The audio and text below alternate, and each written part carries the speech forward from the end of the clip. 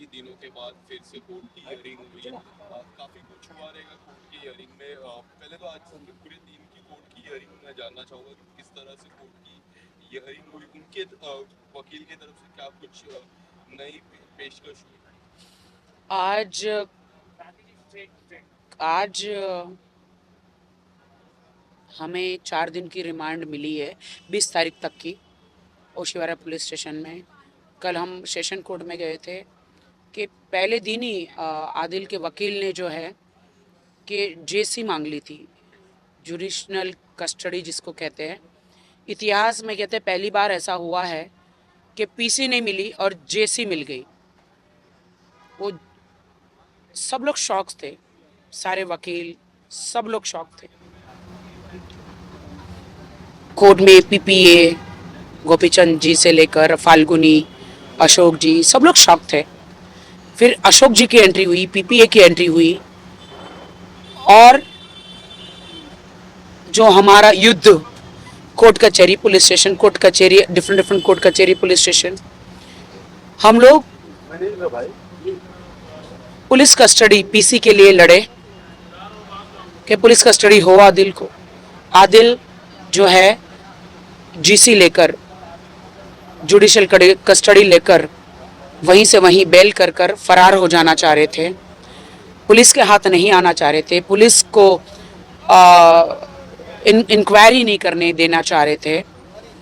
But हम लोग दिन रात काम धंधा छोड़कर, मैं काम धंधा सब कुछ छोड़ छाड़ कर पुलिस स्टेशन, एडवोकेट, जज साहब के सामने जाके हम लोग वहाँ पे लड़ रहे थे केस।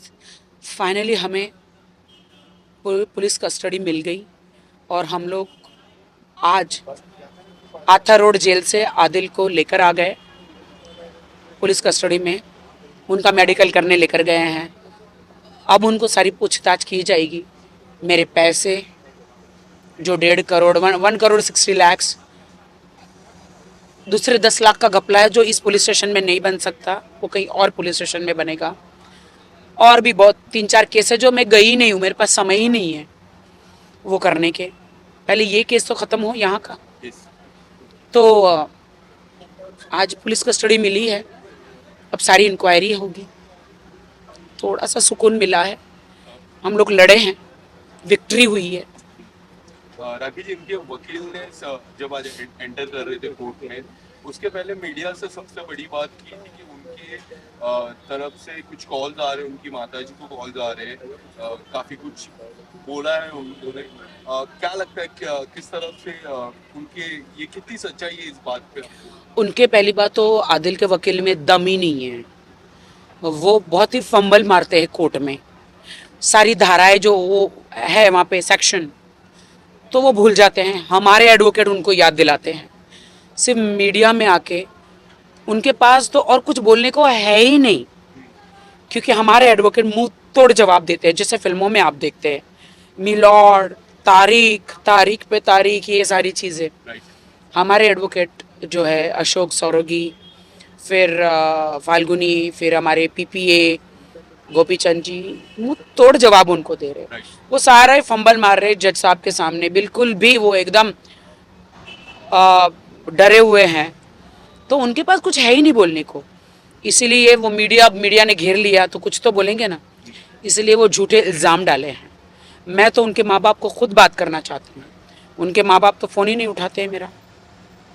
मैं तो खुद पूछना चाहती हूँ उनके पिता से।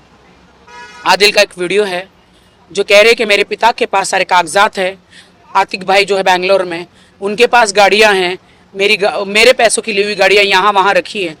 या तो आदिल मुझे वो गाड़ियाँ दे दे, मैं बेचकर अपने पैसे ले लूँ। कोर्ट मुझे क्या ऑर्डर देते हैं उसके पर डिपेंड है कि ये पैसे कैसे देंगे मेरे। और मैं पुलिस से, रजनी साड़ू के मैडम जो ओशिवारा पुलिस स्टेशन में है, सीनियर है, एसीपी, डीसीपी, जितने भी हमारे मुंबई में डीआईजी जितने भी हैं, सब पुलिस वालों को मैं ये कहना चाहूँगी कि प्लीज़ आप, पुलिस कस्टडी मिली है तो ज़रा वो इंक्वायरी कीजिए कि इन्होंने 1 करोड़ 60 लाख कौन से अकाउंटों में डाले हैं और वो किसके अकाउंट्स हैं, उनका वो मंगाइए मेल से किस किस को कितने कितने पैसे बांटे हैं आदिल ने, क्योंकि जिन्होंने इन्होंने पैसे डाले उनको मैं तो नहीं जानती हूँ, वो आदिल ही जानते हैं।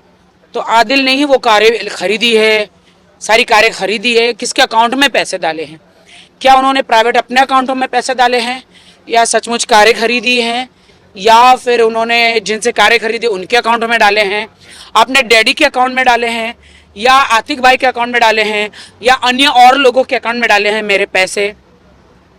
मेरे हाँ, या पति चोर के अकाउंट में डाले हैं या उनकी अन्य गर्लफ्रेंडों के अकाउंट में डाले हैं। आदिल, मेरे जेवर जो मेरी माँ ने मुझे बनाए थे मेरी शादी के लिए, मेरी जिंदगी के लिए, आदिल उस दिन तुम्हारी आंख में आंसू था कि राखी तुमने अपने जेवर बेचकर, तुम्हारा लाइफ इंश्योरेंस निकाल कर 75 लाख वो मेरा लाइफ का इंश्योरेंस, और 70 लाख 60-70 लाख में मेरे जेवर बेचकर मैंने आपके लिए बिजनेस में डाले। आप रोए थे उस दिन। आदिल, भूल कैसे गए? तुम दुनिया से झूठ बोल सकते हो, अल्लाह से नहीं। तुमने कहा 1 साल में मैं पैसे दे दूंगा, उसके बदले 1 साल के ऊपर हो गया। आप मानने के लिए तैयार नहीं है। प्लीज मुझे तो नहीं, पुलिस को तो जवाब दो। देश की जनता भी जानना चाहती कि उन पैसों का क्या किया आपने। मुझे वो मेरे पैसे चाहिए आदिल। मैं अपने हक के लिए लड़ रही हूं, वो मेरा हक है। इसका मतलब ये नहीं कि मैं आपसे तलाक मांग रही हूं, नहीं, मरती मर जाऊंगी, मैं तलाक तो नहीं दूंगी आपको। आप मुझे प्रेशर कर रहे हैं तलाक का, आप मुझे डाइवोर्स का प्रेशर कर रहे हैं, पर कितना भी प्रेशर हो, मैं आपकी बीवी हूं। सारी लड़कियों को आप ये कहते हैं वो मेरी बीवी नहीं है, ये जेरोक्स कॉपी है, वो मौलाना झूठा। तो मौलाना कोई झूठे होते हैं क्या कभी? वो अल्लाह के बाद वो ही होते हैं सारे मौलाना, वो ही पवित्र निकाह कराते हैं। आप उनको झूठा कैसे ठहरा सकते हैं? रजिस्टर्ड मैरिज कैसे झूठा ठहरा सकते हैं?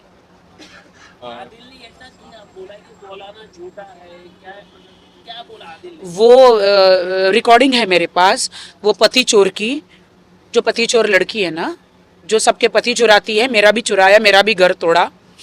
वो पति चोर जो है, उसका टाइटल मैंने दिया, उसका नाम इस्तेमाल करने में मुझे घिन आती है उस लड़की का। उसको तो और भी लड़के मिल जाते, कुंवारे शादीशुदा की जिंदगी में आके उसे मेरा ही पति मिला, क्योंकि मेरे पति का नाम मैंने इतना बड़ा कर दिया था, घर घर में उसको लोग लाइक करने लग गए थे आदिल को। वो हम लोग फिल्में बना रहे थे, उसके लिए वीडियो बनाया था, उसकी भी 2-4 फिल्में बनने वाली थी, हम कर रहे थे। उसको ऐसा लगा कि आदिल एक अच्छा हाथ है, मैं मार लूँ। उसने बहुत सारे लोगों के घर में हाथ मारे, जूस में पिला के, पति चोर ने जूस में पिला के बेहोश कर दिया। वो आदमी लोग ने मुझे कहा है, एक मोहित जी करके हैं, जूस में पिला के फिर उनके अश्लील वीडियो बना के उनकी बीवियों से ब्लैकमेल करके 10 करोड़ 20 करोड़ 30 करोड़ कमाए हैं पति चोर ने। उसी से फ्लैट लिए हैं इंपीरियल हाइट्स में, इंदौर में, यहाँ वहाँ, BMW, रेंज रोवर, बड़ी गाड़ियाँ लेकर घूम रहे हैं। शर्म आनी चाहिए आपको, मेहनत से कमाई है। किसी के पति को, मुझे डर लग रहा है, क्या आदिल इसके साथ पार्टी में जाता था? क्या आदिल को भी ऐसे ब्लैकमेल किया है? क्या आदिल के भी ड्रिंक में ऐसा कुछ मिला के पिला दिया है? क्या आदिल के भी इनके साथ ऐसे कुछ वीडियो है?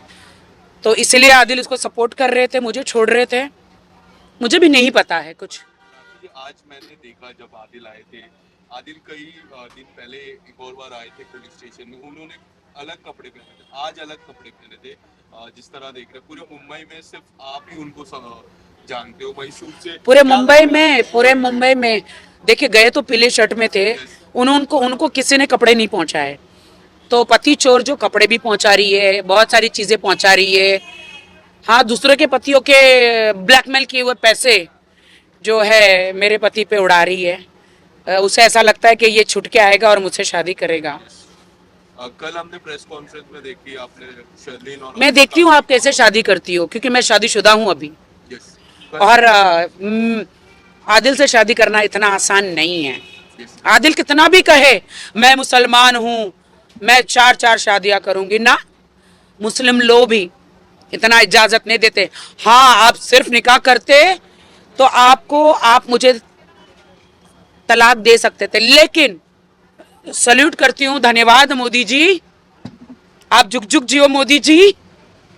देश की सारी महिलाएं, आप मैं आपके चरण छूती मोदी जी, सारी महिलाएं, मुसलमान महिलाएं आपको सलाम करती है कि आपने वो 3 तलाक का जो निकाला है कानून, उसके लिए हम आपके शुक्रगुजार हैं।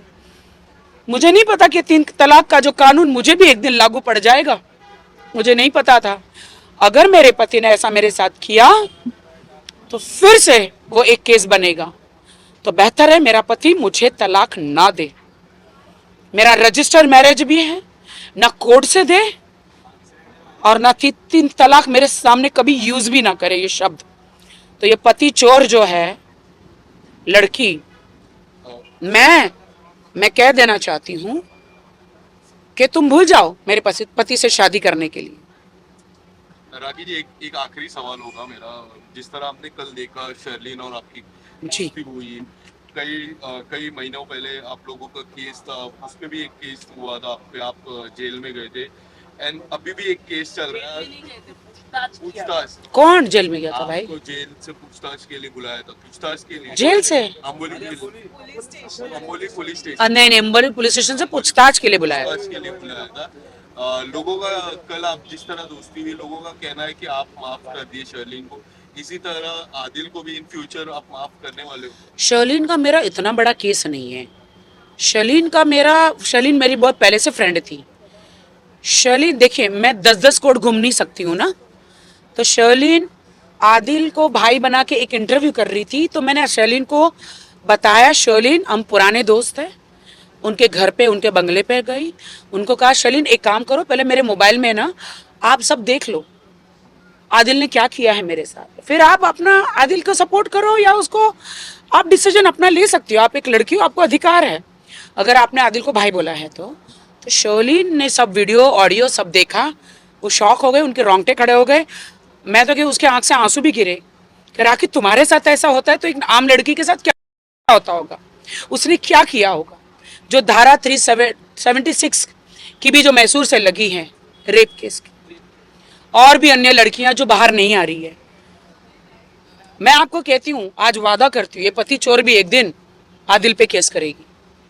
आज वो मीठा मीठा बोल रही है, जेल में कपड़े पता नहीं क्या क्या क्या क्या पहुंचा रही है, वकीलों को पैसे दे रही है, उसको उम्मीद है कि आदिल उसे शादी करेगा। नहीं करेगा। आदिल मेरा पति है। हाँ, मैं उसके खिलाफ कोर्ट में गई हूँ बहुत सारी चीज़ों की वजह से, क्योंकि उन्होंने मेरे साथ अन्याय किया था, और मैं हमेशा उनकी पत्नी रहूँ, आप भूल जाइए। तो शर्लिन एक अच्छी लड़की है, समाज सेवा करना चाह रही है डेफिनेटली, और आज हम दोनों दोस्त हैं। किसी से मदद मांगना, मदद की गुहार मांगना कोई बुरी बात नहीं है। तो शर्लिन का मेरा केस चल रहा था, तब सारी जिंदगी तो मैं केस कोर्ट में घूम नहीं सकती ना, तो मैं धन्यवाद करना चाहूँगी वाहिद भाई का कि कल की प्रेस कॉन्फ्रेंस में उन्होंने शर्लिन से कहा कि आप दोनों दोस्त बन गई है तो अब केस वापस ले लीजिए। तो शर्लिन ने भी वादा किया है कि हाँ 8 मार्च को आपको पता चल जाए। तो मैं शर्लिन का, वाहिद भाई का शुक्रिया अदा करना चाहती हूँ। मेरा जो केस है आदिल के खिलाफ वो बहुत गंभीर केसेस है, वो घरेलू केसेस है। क्या बोलते हैं वो, कौन से, क्या बोलते, डोमेस्टिक वायलेंस,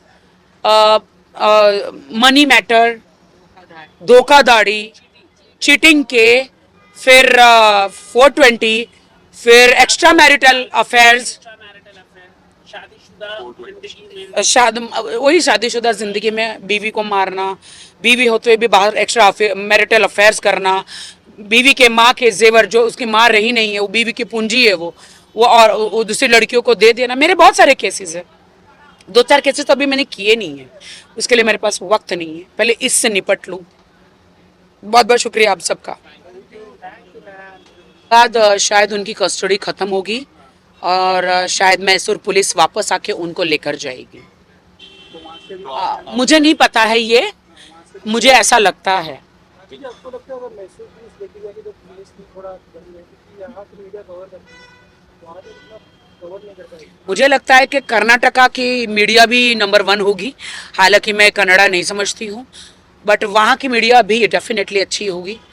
और वैसे तो आप लोग तो हो ही ना, मैं तो अगर मैं वहाँ पे जाऊंगी तो आप लोग तो है ही ना, वहाँ से मैं आप लोग के साथ लाइव करूंगी और क्या। Thank you. शुक्रिया।